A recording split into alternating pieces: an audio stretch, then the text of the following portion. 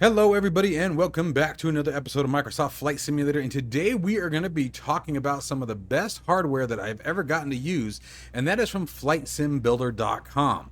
And today we're going to be specifically referencing the GNS-530. However, we're also going to be talking about the G1000 and a couple of other products that I think you guys might find very useful from FlightSimBuilder, and I'm going to tell you why FlightSimBuilder is coming up right after this. If you are interested in any of my tutorial guides for Microsoft Flight Simulator, or simply interested in supporting the channel, consider joining me on Patreon. Patreon subscribers level tier 2 and above have access to all of my guides as well as any future guides that come down the road. Patreon link can be found in the description below.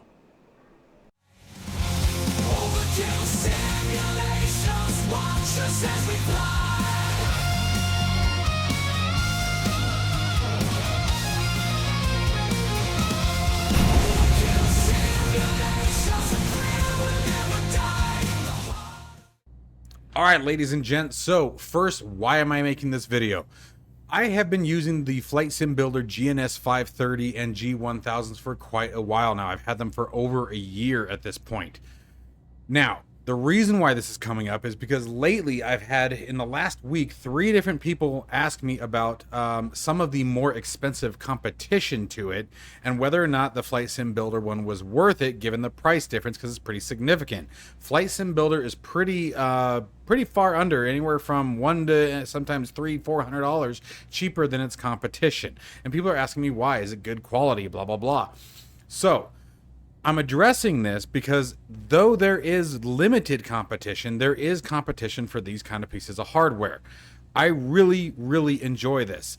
The GNS-530, the one that's right here, is probably the one that I use the most. I use this very frequently, especially when I'm making my guides and things like that, like I have been with the Piston Duke here. So I've gotten a ton of use out of this one. I don't use the G1000 as often. It probably comes out about once a month, sometimes twice a month, where the 530 here probably comes out 3 or 4 times a week. Pretty much anytime I'm flying an aircraft with the 530 in it, like we're seeing here, I've got this thing out in some place or the other. So I'm going to talk to you guys about the build quality first, real short, nothing too crazy, and then I'm going to go over into the functionality of it, and then I'm going to talk about also what I use to set up the display. It is a pop-out required display. Now what I mean by that is that you have to manually pop out the screen and then align it as this gets picked up as another monitor. I'm also going to give you guys some tips on some hardware to buy that will allow you to expand the monitors without having to take up HDMI ports on the back of your PC. So, without further delay, let's get into it. So getting into the build quality, guys, I'm going to be watching the camera more than anything. It is very solid. The design was very well done. I'm stretching the cables out, so bear with me here. You guys can get the idea. There's just a screw that comes through the front of it, through a plastic housing. This comes off and it mounts it to the metal stand. Now the metal stand is purchased separately. Okay, so they sort of give you the option, you know, for people who maybe aren't interested in using a metal stand, and maybe you're just interested in, you know, building a home cockpit or something like that, or you have other panels that you want to use. That's why the stands are sold separately. Okay, now one of the cool things I did with the stand, for example, you guys can't really see, there we go, is I put magnets on the bottom of it, because the cockpit that I have that you guys have seen in the video a couple times is metal. So I can use a magnet to very easily attach it, secure it. I don't have to worry about it moving around. As far as the plastic itself, it is very nice, very solid. Like I said, I've been using this thing for over a year now, and I have had 0 issues. It still looks absolutely pristine. The buttons have all held up absolutely beautiful. You can see there aren't any wear marks, there's no finger marks, there's nothing where you can see where the markings are coming off. It's held up very well. This particular device is my best reference for showing the build quality. The display obviously still works, as you guys can see. If I were to give you guys a realistic estimate of the hours, take anywhere from 3 to 5, actually I would go higher than that, probably anywhere from 7 to 10 hours a week times 52. So it's probably got, I don't know, easily probably 700 hours. I said times 52, we're going up higher than that because, like I said, it's been about a year and a half, and what is it, 52 weeks in a year, right? Anyway, you guys get the gist. So it's gotten a lot of use. And I prefer this specifically with the GNS 530, simply because everything is so much more complicated to get to when it comes to the 530. It's always a matter of push this button, push that button, rotate this one in order to get to this screen, right? Where their G1000 is much more button based. It's a lot easier to get to what you're looking for because it's obviously a larger panel. So let's just sort of walk through it. The real nice thing about the G1000, or the G1000, did it again. What am I looking for here? What are we doing here? I feel like I'm on a screen I don't want to be on. How did I get here? I know where I am. I don't understand why I'm here.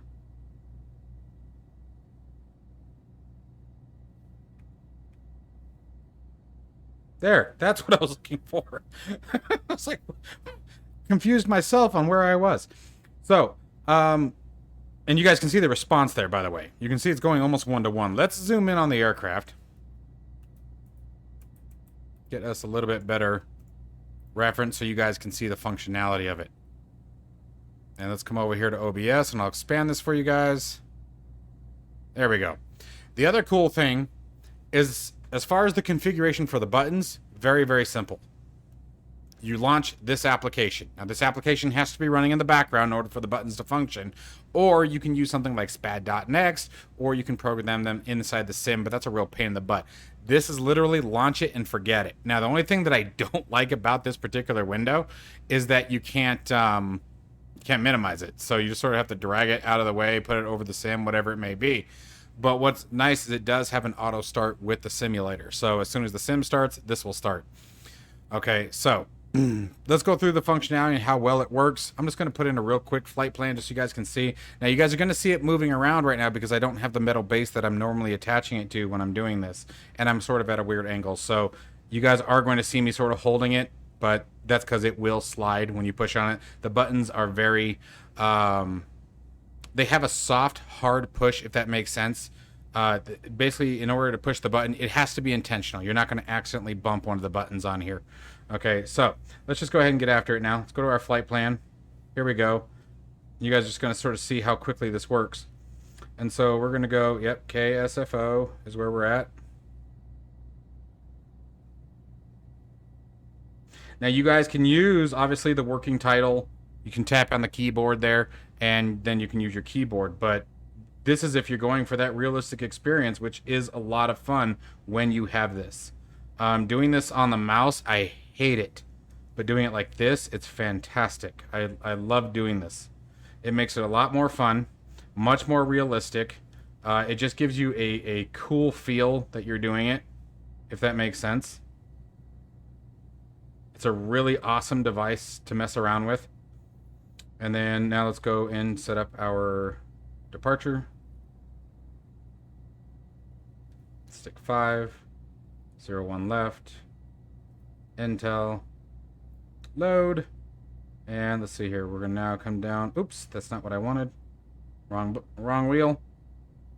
Okay, come down here, and let's see here. We want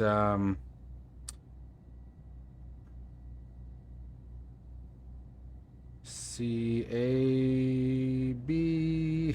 A, yep, kebab. And then we're going to do another one.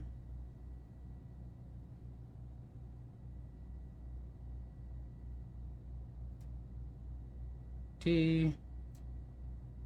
I think it's MSN, if I'm not mistaken. I've typed this in 100 times over the last week, so you would think that I'd be really confident. Yep, there it is. Oh, yep, there's one more, or two more, actually. We're going to go to scan.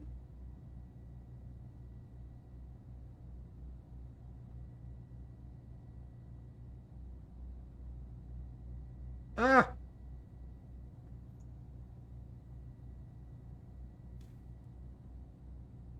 Oh. Oh, you know what? I think it's... I know why. Yeah.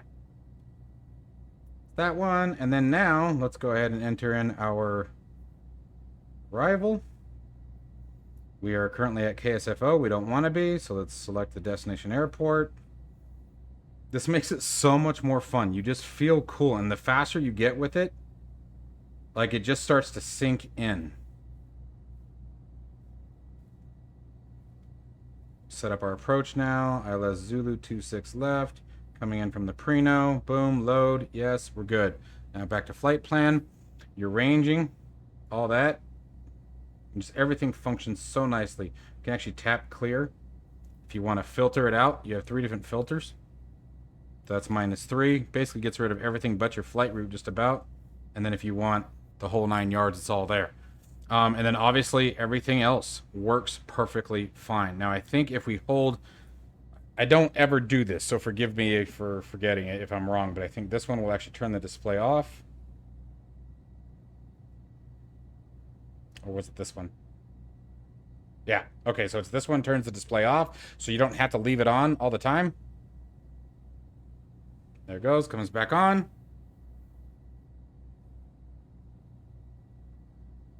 There we go, and we're back.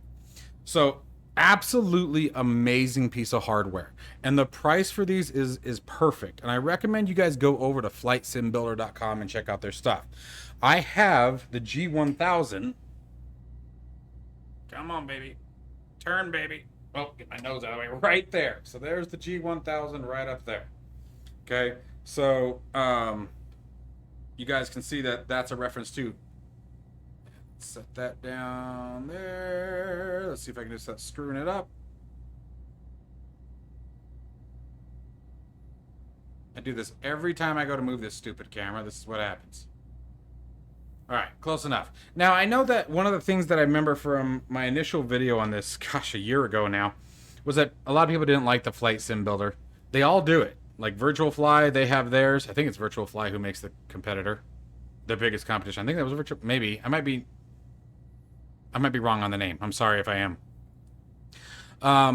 And then I actually saw a picture of one of the real devices, and it does say Garmin on one of the newer ones. So, you know, that's to each their own, you know. I mean, if that's the best thing that I can find to complain about, that's all I got. I love this device. And like I said, I use this one. I can't stress enough. The 530, I use easily a couple times a week. Easily. Like I said, with this guide that I've been working on for the Duke, in the last couple weeks, this thing's probably gotten 100 hours of use easily. It's just been, I've been using the crap out of it. It's extremely convenient. They're a lot of fun to have. They are a lot of fun. They change the immersive experience so much when it comes to flying aircraft with the 530. Now, the one thing that I will tell you is that Flight Sim Builder is moving forward. They are getting ready. I know that they're working on some newer Garmin products, if you guys catch the gist. And they also have radio panels. They have autopilot panels that you can purchase as well. They have the full flight sim or cockpit tray where you can have the two G1000s, your PFD and your MFD, and then your radio panel in between.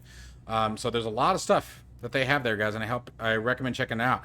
And like I said, what prompted this video is I was asked 3 times in the last week about their product. So I figured, you know what, if it's coming up that much, you know, I know that Christmas just passed and, you know, taxes, income tax and things like that happening. So, you know, we're in shopping season again, which is cool.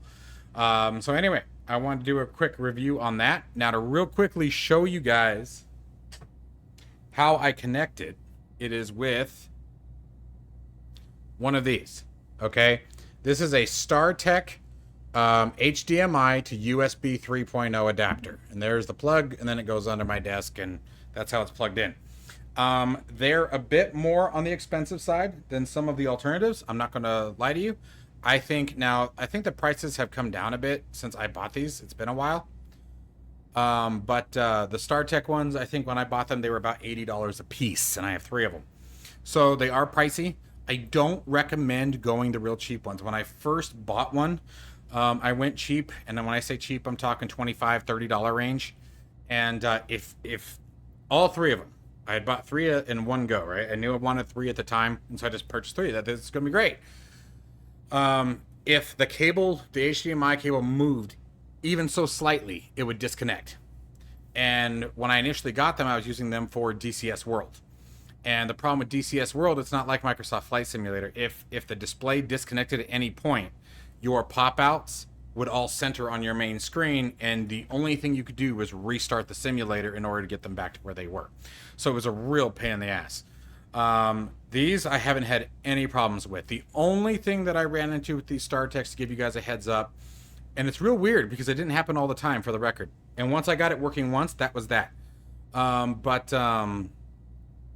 The only thing that I ever had happen is if I had multiple plugged in on the same USB hub, and I am using a powered, it's a 90 watt powered USB hub, USB 3.0 to be specific, hub,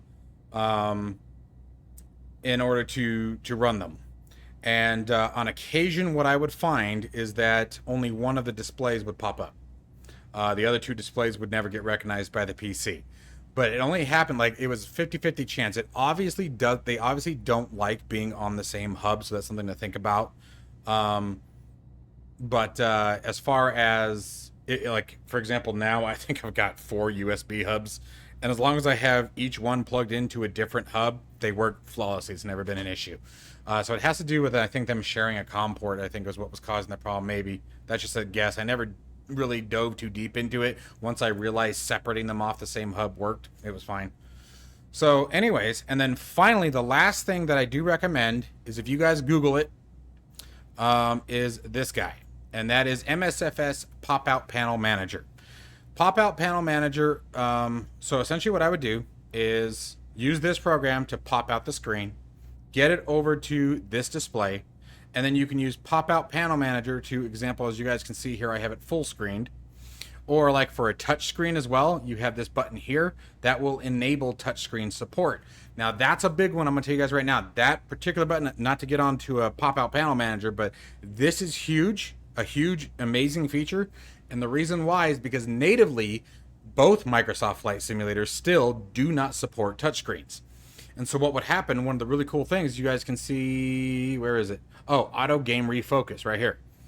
If you have a touchscreen, and let's say you were setting up like a, I don't know, G3000, right? And you go to use your touchscreen, right?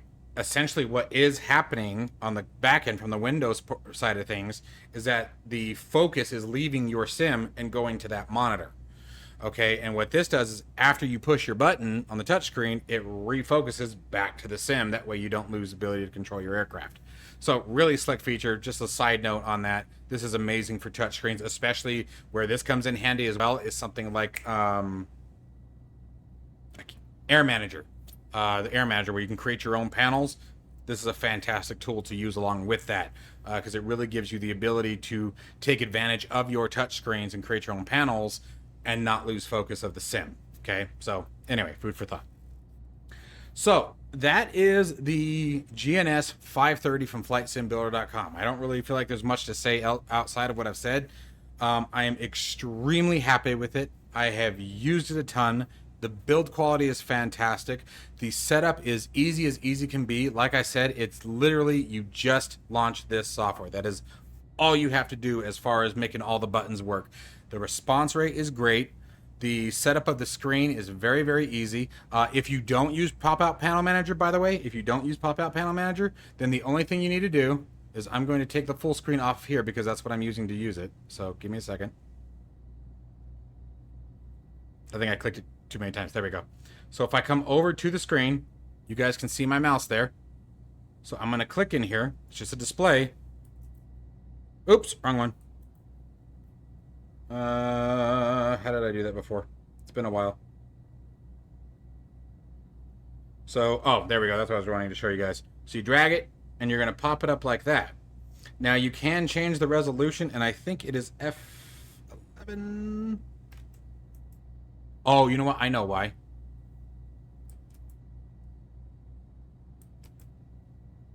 Nope, it still didn't. Never mind. I lied to you guys. Well, that's a discovery for me too, I guess. In that case, get Pop-Out Panel Manager. I thought that we could... Was it F12? No. Huh. I can't remember how... I thought there was a way to... Oh, you know what, though? You're not going to be able to do that anyway. Never mind. Disregard. Anyway, So that is the FlightSimBuilder GNS-530. I highly recommend you guys pick one of these up if you're interested. I promise if you often fly aircraft with the GNS-530 or often fly aircraft for with a G1000 and you've got the space for them, get them. They are immersion changers in a huge way. In a huge way. I cannot express that enough. The immersive experience, I even use this in VR. I obviously don't worry about popping at the screen when I'm in VR, but I absolutely use the control panel in VR, and it is super cool and way better than dealing with a mouse inside of VR. You'd be surprised how often or how quickly you get used to not being able to see the buttons, and like you can zip through it pretty quick. It really is. It really helps that it's you know, obviously all the buttons are in the same place that they are on the real device. So it really makes a big difference, guys. So yeah, that's it. Hope you guys enjoyed the video. Link to FlightSimBuilder.com will be down in the description below. Be sure to check them out, you guys. And if there's a place to notate it, if you decide to purchase one, make sure you tell them Overkill sent you. As always, guys, stay safe and healthy. I'll catch you in the next one.